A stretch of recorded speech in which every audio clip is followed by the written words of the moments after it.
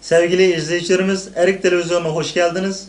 Bugünkü programımızda merhum liderimiz İsa Yusuf Alıptekin vefatının 15 yıllığı münasebetiyle yapılan törende konuşmacı olarak katılan Sayın Doktor Ömer Kul Bey olacak. Teşrifleriniz için öncelikle hoş geldiniz diyorum. Büyük dava adamı İsa Yusuf Alıptekin'in 15. vefat yıl dönümünde kendisini yad ederken makamı cennet, bizlere de Rabbim kendisine komşu eylesin. Ben 2003 yılında İstanbul'a Manisa Celal Bayar Üniversitesi'nde doktora yapmak üzere geldim. Hocam Abdülkadir Donuk derslerimi bitirdikten sonra dedi ki hiç yapılmamış dedi. Çok okuduk ama Osman Batur'u çalışır mısın? Dedi ki bizim için şereftir.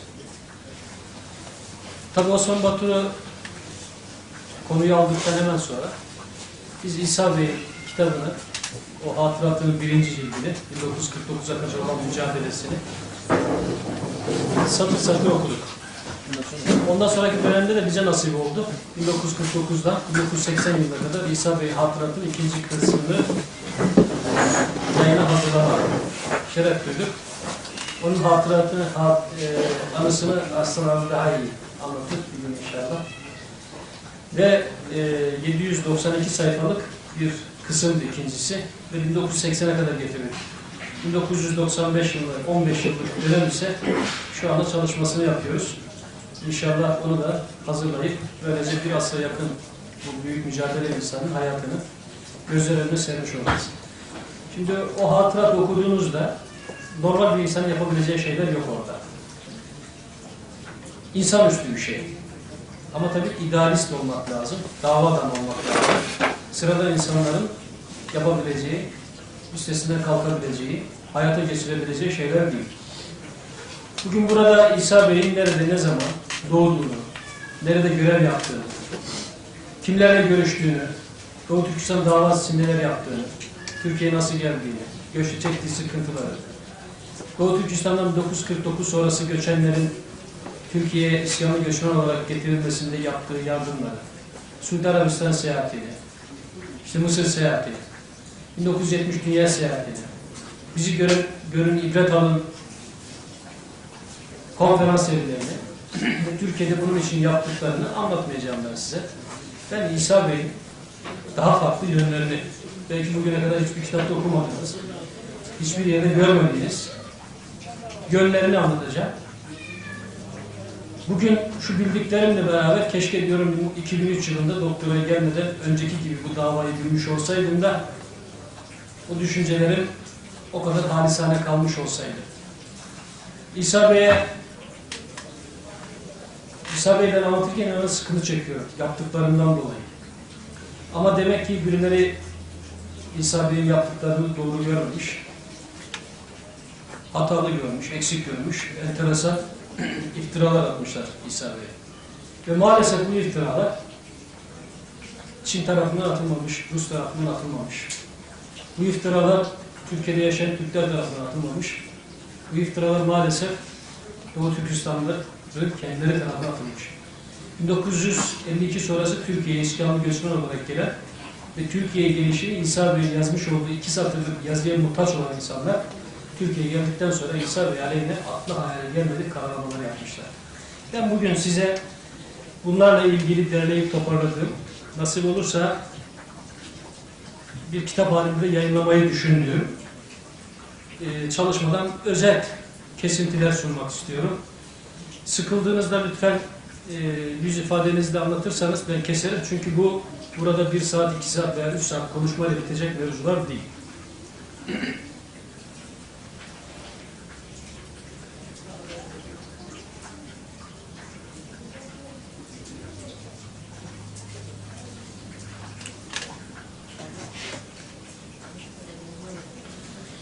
Muhacir Doğu Türkistanlıların memleketlerini terk etmelerinin mutlaka bir maksadı vardı. Bu maksadı Doğu Türkistan milli liderlerinden Mehmet Emin Buğra şu veciz sözleriyle ortaya koymuştur. Vatanımdan, vatanım için ayrıldım. Bu kardeşlerimizin ne Çankayı ordularını mağlup edip Doğu Türkistan'ın kapısına dayanmış olan komşu Çin kuvvetlerini durduracak bir orduları ne de silahları vardı. Doğu Türkistan'daki milliyetçi Çin birlikleri ise komünistlere teslim olma kararı almıştı. Diğer tarafta Sovyetler Birliği de Doğu Türkistan halkının herhangi bir direnme hareketine müsaade etmeyeceğini ilan etmişti. Diğer komşu devletler ise Doğu Türkistanlıları destekleyecek durumda değildi. Hür dünya devletleri ise meseleye tamamen ilgisiz kalmış, hatta komünistlere karşı Çankayı Şek'i dahi desteklemişlerdi. İşte bu zor şartlar altında vatanlarını terk eden Doğu Türkistanlılar tüm dünyada tarihi mücadele yapmaya karar vermişlerdi. Bu mücadelelerden biri de tüm dünyadaki basın yayın hürriyetinden yararlanarak vatanları ve halklarının gerçek durumunu, onların dert, ızdırap ve feryatlarını dünya devletlerine duyurabilmekti. İskamlı göçmen olarak Türkiye'ye yerleşenler ise bu imkanları fazlasıyla bulmuşlar ve bir yerde tamamen imha olma tehlikesiyle karşı karşıya kalan kardeşlerinin feci durumunu Türk İslam ve dünya kamuoyuna duyurmaya çalışmışlardır. Ne var ki hariçteki Doğu Türkistanlılar gün geçtikçe daha da derlenip toparlanıp omuz omuza verip milli davalarına dört elle sarılacakları yerde başta Türkiye olmak üzere bir dünya devletlerinin bahşetmiş olduğu maddi ve manevi imkanları şahsi çıkarları için kullanmaya tevessül etmişlerdir. Maalesef milli davalarıyla ilgili konuların yer alması gereken gazete, broşür ve kitaplarda birbirlerini küçük düşürücü yazılar yayınlamışlardır. Bu hatalı, bölücü ve yıkıcı yazılarla sadece düşmanlarının ekmeğe yağ sürmekle kalmamışlar, birbirlerini de paramparça etmişlerdir. Maalesef mesela 1959'da İzmir'de Cengiz Turan imzasıyla İsa Yusuf Alptekin'e karşı girişilen çirkin iftira kampanyası, 1973 yılı seçim döneminde Hamza Uçar imzasıyla yayınlanan Türkistanlılarca istenmeyen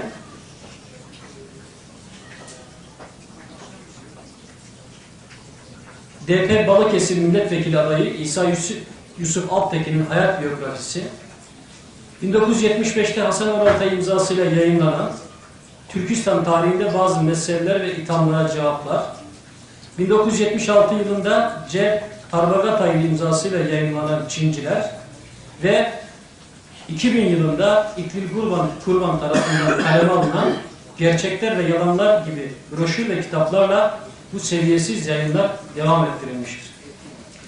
Bu konularda bir arşiv oluşturmuş ve Doğu Türkistan'ın gelmiş geçmiş en büyük ve en tek lideri hüviyetini taşıyan, dahası yapmış olduklarıyla bunu hakkıyla yerine getiren İsa Yusuf Alptekin'e ve onun şahsında Doğu Türkistan davasına verilen zararları kaleme aldığımız çalışma ile birilerini üzmek veya birilerini karalamak niyetinde değiliz. Gayemiz bu seviyesiz hal ve hareketlerden en azından gelecek nesillerin ibret almasını sağlamak ve tarihin tekrar etmesinin önüne geçmektir. Bu gayeyle İsa Yusuf Alptekin'i ve onun bir asra yakın ömrünü nasıl tasarruf ettiğini de gözler önüne sermiş olacağız. Mesela Türkiye'ye yerleşen Doğu Türkistanlıların İsa Yusuf Alptekin'i anlayabilmek için İsa Yusuf Alptekin'e yazmış oldukları teşekkür mektupları. Tabi bu teşekkür mektuplarının ben burada hepsini zikretmeyeceğim. Zamanımız elverişli olmaz. Ama birkaç tanesini sizinle paylaşmak istiyorum. Doğu Türkistan'ın komünist Çin istilasına maruz kalmasından önce ve sonra Hindistan, Pakistan ve Afganistan gibi ülkelere sığınan, bilahare Türkiye'ye yerleşen Doğu Türkistanlılar kendilerinin Türkiye'de serbest ve iskamlı göçmen olarak kabul edilmesi için büyük çaba sarf eden İsa Yusuf Alptekin'e zaman zaman minnettarlıklarını sözlü ve yazılı olarak ishar etme nezaketi gösterdikleri bir gerçektir. Mesela Kazak Türkleri ileri gelenlerinden Hüseyin Teyci, Türkiye'ye iskamlı göçmen olarak yerleştikten sonra İsa Yusuf Alptekin'e yazmış olduğu 6 Ocak 1953 tarihli mektubunda şöyle demektedir.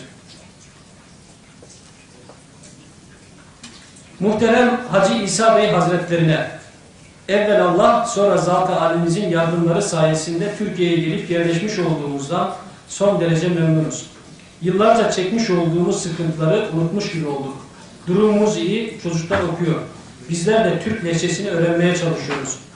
Bütün bu imkanlara sahip kılan siz büyük liderimizi 5 vakit namazlarımızda, dualarımızla yad etmekteyiz. Ömer, Kaynaş ve Tökeş isimlerindeki Kazak Türklerinin 25 Şubat 1953 tarihli teşekkür mektubunda ise muhterem liderimiz ve üstadımız İsa Bey Hazretleri, Zat-ı Ali'mize en derin minnettarlık ve selamlarımızı sunarız. Zat-ı Ali'mizin yazmış olduğu 12 Şubat 1953 tarihli mektubunuzu aldık. İstanbul'daki muhacirlerimiz mutluluğa doğru ilerlemekteler. Eğitim işlerimiz yola koyulmakta. 20 gün gibi kısa zamanda Latin alfabesini öğrendik. Bizleri bu duruma yükselten evvelallah sonra sizsiniz. Bu yardımlarınızı dünya ve ahirette unutmayacağız. Ziyarete gelen gazeteciler Doğu Türkistan'daki komünist ünlü çektiğimiz eziyet, İstanbul'a kimin delaletiyle gelmiş olduğumuz hakkında bilgi almaya çalışmaktalar. Biz onlara Mehmet Emin Buğra ile İsa Yusuf Alptekin bizim liderlerimiz diye cevap verdik. Mesela bir başka mektupta Ömer Aksakal, İslam Hacı, Kaynaş Mahmut Can, Madalın ve Murat Han'ın Türkiye'ye gelip yerleştikten sonra İsa Yusuf Alptekin'e yazmış olduğu 4 Nisan 1953 tarihli mektubu. Muhterem, vatanperver, halkın hakiki lideri İsa Yusuf Alptekin Hazretlerine. 31 Ocak 1953 tarihinde Türkiye'ye gelip İstanbul Sirkeci Göçmen Misafirhanesi'ne yerleştik. Zat-ı Ali'mize daha önce mektup yazamadığımız için affınızı dileriz. Bu mutlu ve hür hayata evvelallah sonra Türk hükümeti ve sizin sayenizde kavuştuğumuzu hiçbir zaman unutmayız. Geldiğimiz günden beri her gün bize adam başı iaşe temin edilmekte. Bunun dışında palto, ayakkabı, iç çamaşırı, pantolon, gömlek olmak üzere bizlere 19 bavul giyim eşyası verildi. Hükümet bizi Muş diye bir yere yerleştirmek istiyormuş. İnşallah oraya yerleşeceğiz. Türkiye'de gördüğümüz iyilikleri size yazıp haber vermeye devam edeceğiz. Yine Hacı Hamza adlı bir Kazak Türk büyüğünün İsa Bey'e yazmış olduğu bir mektup var. Yine bu şekilde temennilerini belirtiyor. Bunu okumadan geçip bir değerlendirme yapmak istiyorum şimdi. İsa Yusuf Alptekin, milli, dini ve insani bakımlardan çok şerefli bir dava uğrunda maddi ve manevi her çeşit fedakarlıklara, mahrumiyet ve müşkülatlara katlanarak aile efradından ve hem fikirlerinden yüzlerce kurban vererek düşmanlarının karşısına çıkardığı çeşitli engellere cesaretle göğüs gererek Rus ve Çin emperyalistlerinin gerek tehdit gerekse tatlı okşamaları karşısında katiyen tereddüt ve arz göstermeyerek insanüstü bir azim, irade ve sabır ve sebatla 1926 yılında ne istediğimi anladım dediği Andijan görevinden vefat ettiği 1995 yılına kadar 70 sene devamlı mücadele etmiş olan Türkistanlı bir vatanperver ve idealist bir mücahittir. İsa Yusuf Alptekin, Çin'de ve Doğu Türkistan'da kaldığı seneler zarfında milli ve siyasi faaliyetleri cümlesinden olmak üzere Doğu Türkistan'ın Sesi, Tanrı Dağları ve Altay adlarında 3 mecmua ile El adında bir gazete çıkarmıştır. Bu arada Türk İslam dünyasından getirdiği kitaplarla Yusuf Has Hacı kütüphanesini kuran Alptekin, bütün bu neşriyat ile milletini her bakımdan tanıtmaya ve şuurlandırmaya çalışmıştır. İsa Yusuf Alptekin idealleri istikametindeki mücadelesini ömrünün son anına kadar devam ettirmiştir. Şimdi bir iddia var. İddiadan önce sizinle paylaşmak istediğim bir belge var. İsa Yusuf Alptekin Endijan'a ne olarak gitti? Belgenin tercümesi aynen şöyle. Yaş 25. Vazifesi Çin'in Sovyetler Birliği'nin Endijan şehrindeki konsolosluğunun tercümanı ve siyasi işler kuryesi. Memleketi Sinkiang, Yenihisar kazası. Tabiyeti Çin. İsa Yusuf Alptekin'in Taşkent'ten Çin'e gideceği zaman aldığı pasaportta ise pasaport numarası 113268, veriliş tarihi 26.3.1932. Mesleği katip tercüman. Bu belgelerdeki bilgilerin gerçekliği şüphe götürmez olmasına rağmen Hamza Uçar 1973 seçim döneminde İsa Yusuf Alptekin aleyhine yayınlamış olduğu Türk tanrılarca istenmeyen DP Balıkesir Milletvekili adayı İsa Yusuf Alptekin'in hayat biyografisi adlı broşürde aynen şöyle ifade kelimesine ben müdahale etmeden aldım. Bu güçlü lider iş hayatına Rusya'da Çin konsolosluğunda faytonculuğu esnasında mal kaçakçılığı ile başlamış ve hizmet gördüğü kapıya karşı ketum davranması ile muhtemelen takdir görmüştür. İfadeleriyle tarihi hakikatlerden çok uzak, üslup bakımından da nezaketsiz bir duruş sergilemiştir. Yukarıda tercümesini verdiğimiz belgenin fotokopileri de elimizde mevcuttur. Hasan Oraltay'ın 1975'te yayınlamış olduğu Doğu Türkistan tarihindeki bazı gerçekler ve ithamlara cevaplar adlı broşürün 22 ve 23. sayfalarında İsa Yusuf Alptekin'i kastederek sormuş olduğu Kaşgar'dan Taşkent'e ne olarak kimler tarafından götürüldü? A. Kapıcı olarak mı? B. Faytoncu olarak mı? Sorularına da yukarıda vermiş olduğumuz belgelerle cevap vermiş oluruz. İsa Yusuf Alptekin'in Endican'da yaptıklarına dair Ubeydullah Türkistanlı adlı bir şahsın bir vesileyle 8 Ekim 1975 tarihinde yazmış olduğu uzun mektupta neler yaptığı açıkça ortaya konulmuştur.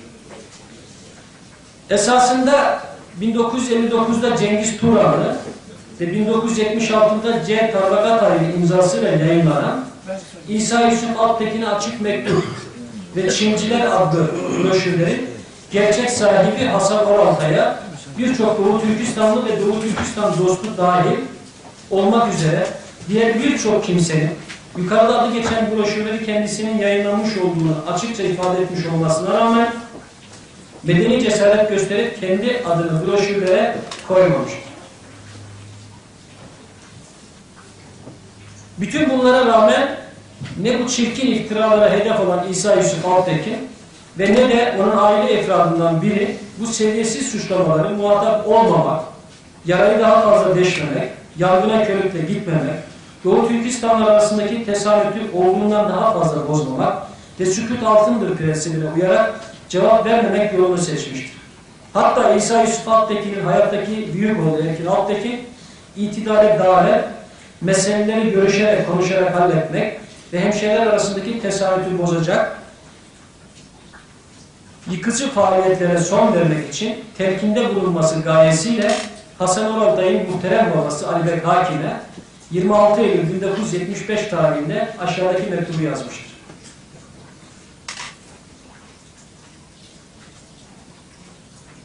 Sayın Ali Bek Hakim, sizi hayati ehemmiyete haiz bir mesele dolayısıyla rahatsız etmek mecburiyetinde kaldığım için lütfen beni maruz görünüz. Belki gördünüz ve okudunuz. Sayın Hasan Oraltay yakında Doğu Türkistan tarihindeki meseleler ve ithamlara cevap adı altında bir broşür bastırdı. Gayesi Hızır Bek Gayretullah isminde bir vatandaşımızın ve bilahare Kaşgarlı Cengiz isminde başka bir vatandaşımızın Orta Doğu gazetesinde yayınladığı yazılara cevap vermekte. Fakat Sayın Hasan Oraltay bu yazıların yazarlarına cevap vereceği yerde onları muhatap almayıp perde arkasındaki adama cevap vereceğim diye bugün sizin gibi iyi kötü memleketine hizmeti dokunmuş 70 yaşındaki insana ağza alınmayacak çirkin iftira yağdırmaktadır. Buraya geldiğimizde gelip elinizi öpmüş ve bana düşen hizmet olup olmadığını sormuştum. Bize yani Hasan Bey ile bana birlik beraberlik tavsiye etmiştiniz. Birlikten kuvvet doğacağını söylemiştiniz.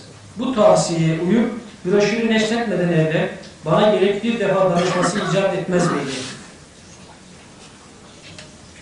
Sayın Oraltay broşüründe Kaşgarlı Cengiz'i muhatap almıyor, perde arkasındaki sarı çizmeli Mehmet Ağa'ya hitap ediyor. Sayın Ali Bey, Sayın Oraltay bilinmeyen adamın saçmalıklarına cevap vererek aynı seviyeye düşmesi şart mıydı?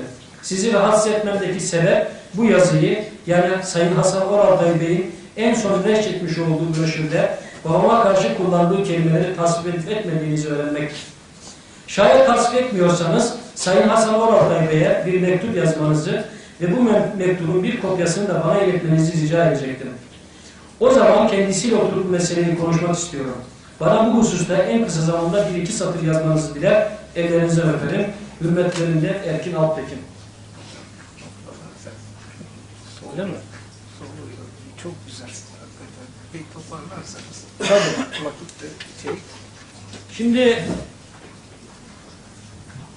hava soğuk.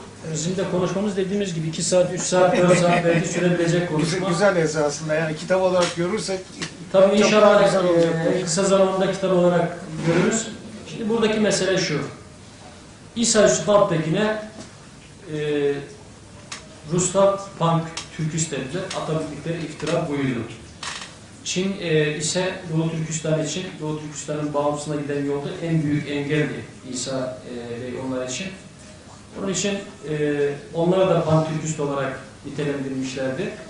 Ama İsa Bey aleyhinde benim bir arşiv oluşturduğum, nihayetinde ortaya çıkardığım şeyler, İsa Bey Çin ajanı olmuş, İsa Bey Japon ajanı olmuş, İsa Bey Rus ajanı olmuş. Amerikan ajanlığı da var mı? Amerikan ajanlığı da var, evet.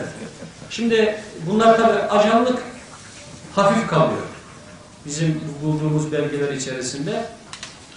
İsa Bey tabii lider olamaz. İsa Bey faytoncu, İsa Bey arabacı, İsa Bey göç sırasında 400 tane ırktaşını ölüme göndermiş. Ve onların hayatlarına mal olmuş. İsa Bey 69 kişi vardı kafilede. 65 kişi. 65. Evet, 400 kişiyi gönderdiği söyleniyor ama kafilede 65 kişi vardı. İsa Bey için derler mesela iftiralardan birisi kendisini düşünmüştür. Adam yetiştirmemiştir. Ama sadece şunu kısaca anlatmak istiyorum. İktir Kurban'ın eserinden size bahsettim.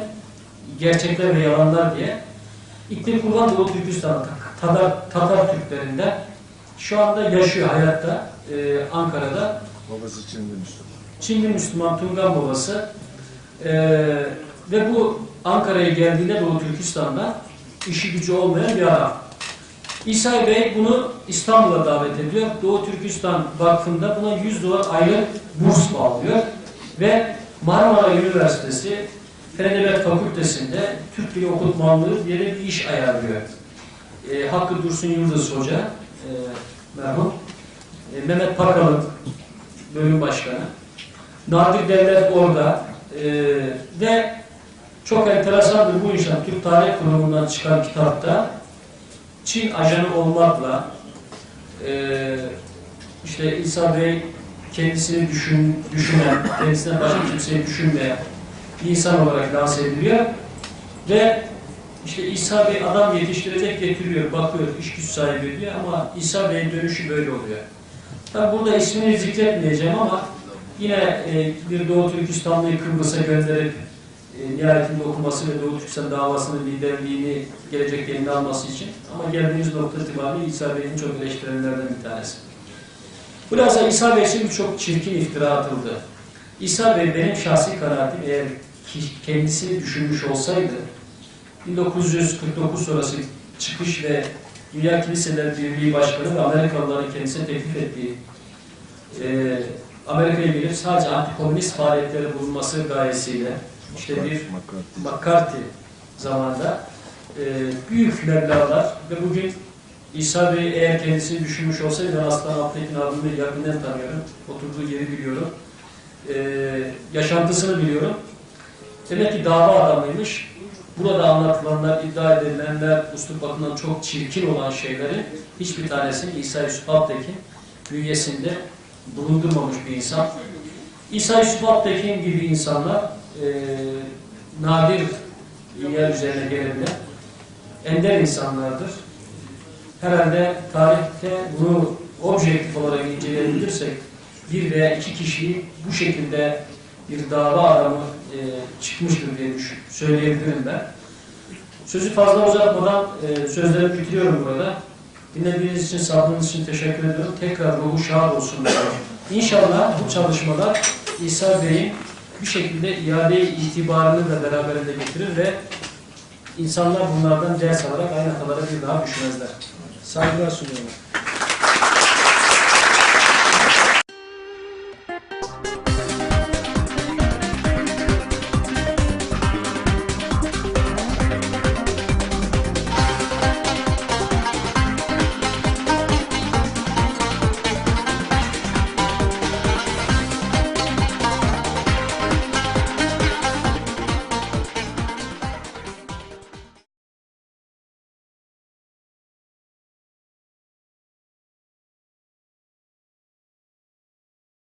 ile yapılan törende konuşmacı olarak katılan Sayın Doktor Ömer Kul Bey olacak. Teşrifleriniz için öncelikle hoş geldiniz diyorum. Büyük dava adamı İsa Yusuf Alptekin'in 15. vefat yıl dönümünde kendisini yad ederken makamı cennet, bizlere de Rabbim kendisine komşu eylesin. Ben 2003 yılında İstanbul'a Manisa Celal Bayar Üniversitesi'nden doktora yapmak üzere geldim. Hocam Abdülkadir Donuk ders dönemini bitirdikten sonra dedi ki hiç yapılmamış dedi. Çok okuduk ama Osman Batur'u çalışır mısın? Dedi ki bizim için şereftir. Tabi Osman Batur'u konuyu aldıktan hemen sonra biz İsa Bey'i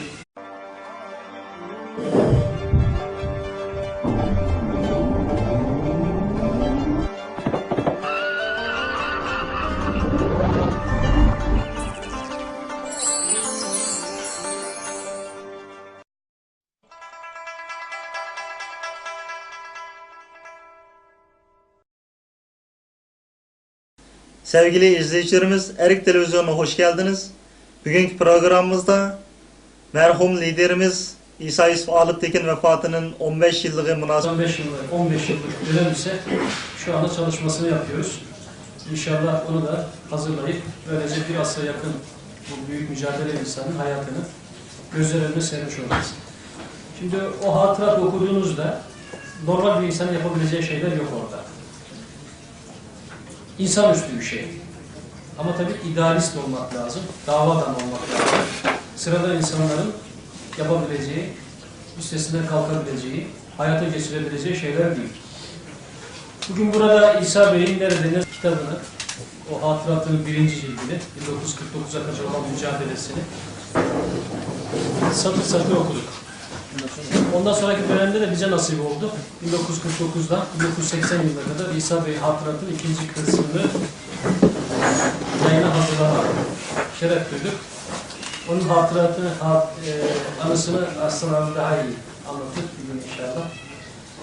Ve 792 sayfalık bir kısımdı ikincisi ve 1980'e kadar getirildi. 1990